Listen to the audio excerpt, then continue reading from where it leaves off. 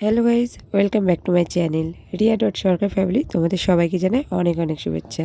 তোমরা সবাই কেমন আছো? আশা করি খুব ভালো আছো, আর আমিও খুব ভালো আছি। আজকের দিনটা হলো সরস্বতী পুজোর দিন। তা আগের দিন আমরা অনেক রাত অবধি জেগেছিলাম, আর পরের দিন সকাল সকাল সাত সকালে উঠে স্নান করে পুজোর কাজ সবাই মিলে হাতে হাতে করেছি। আর এইদিকে কিন্তু আমার ননদরা খোয়ের মধ্যে ধান ছিল বলে ওরা এটা বাঁধছিল, আর এদিকে মামি ওরা সমস্ত কিছু গুছিয়ে গেছিয়ে রেখেছে, তার সাথে আমিও হাত লাগিয়েছিলাম। আর আমাদের পুজো কিন্তু 10টার মধ্যে হওয়ার কথা, ওই কারণে আমাদের একটু তাড়াতাড়ি সব কিছু রেডি করতে হচ্ছে। তা যাই হোক, ওইদিকে কিন্তু কিছু কাজ করে তারপরে এদিকে এসে দেখি ছেলে ঘুম থেকে উঠে গেছিলো। তারপরে ওকে নিয়ে স্নান করাতে আমি নিয়ে যাচ্ছিলাম, যেহেতু হলুদ ছোঁয়াতে হয় তাই একটু হলুদ ছুঁয়ে স্নান করিয়ে দেবো। আর আমার গলাটা কিন্তু বসে গেছে, বললাম একটু রাতে ছিলাম বাইরে, সকালবেলা স্নান করেছি, ওই কারণে কিন্তু আমার গলাটা একটু বসে গেছে। তা যাই হোক, তোমরা কিছু মনে করো না, পুরো ভিডিওটা দেখতে থাকো। ছেলেকে কিন্তু স্নান করিয়ে পাঞ্জাবি পরিয়ে দিয়েছি। হলুদ পাঞ্জাবি প্রত্যেক বছরই পরে, তাই এবছর আর হলুদ পরালাম না। এবছর একটু সবুজ কালারের, ডিপ সবুজ কালারের মধ্যে আমি পরালাম। তা যাই হোক, তোমরা পুরো ভিডিওটা দেখো। আর আমাদের এই প্যান্ডেলটা কেমন হয়েছে অবশ্যই কিন্তু তোমরা কমেন্ট করে জানিও।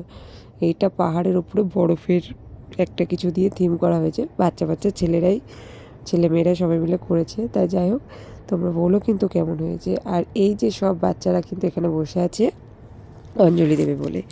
আর এখনও তো ঠাকুরমশাই আসে নাই, কারণ আমাদের 10টায় টাইম ছিল, সেখানে বেজে গেছে 11টা, কিন্তু ঠাকুরমশাই এখনও আসেনি। এত ব্যস্ত আজকে, কারণ সব জায়গায় পুজো করতে হচ্ছে, তাই ঠাকুরমশাই এখনও আসতে পারেনি।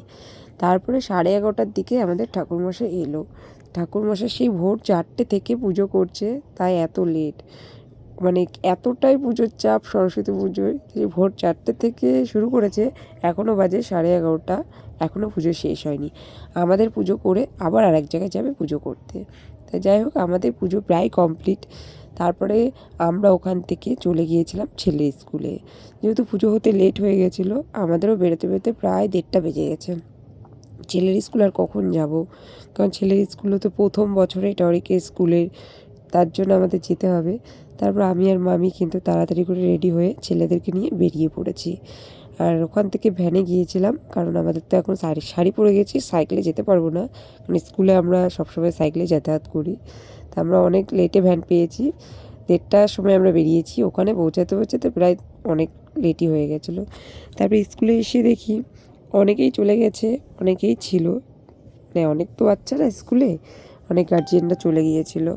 প্রায় 1:30-2 বাজে, তখন কেউ থাকেনি। তা যাই হোক, কয়েকজন ছিল, তাদের সাথে কথা বললাম, ফটো তুললাম। ম্যামরা ছিল, ম্যামদের সঙ্গে ফটো তুললাম।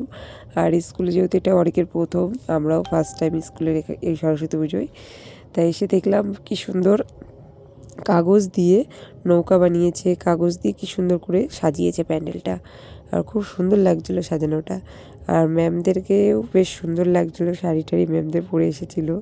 তা অরিক তো ম্যামদের সঙ্গে ফটো তুলছিল, আমরাও তুলছিলাম, অনেক একটু আনন্দ করলাম ওখানে। আর আমাদের একটা টিফিনের ব্যবস্থা করা হয়েছিল, সেটা দিল, সেটা নিয়ে তারপরে কিছুক্ষণ পর আমরা চলে এলাম, কারণ ওখান থেকে আবার এক জায়গায় বেরোবো বলে তাই চলে এসেছিলাম। তা বাড়িতে এসে কিছুক্ষণ রেস্ট নিয়েছিলাম, আর তারপর এক জায়গায় বেরিয়ে গেছিলাম, সেটা পরের ভিডিওতে আসবে। তা তোমাদের ভিডিওটা কেমন লাগলে অবশ্যই কমেন্ট করে জানিও।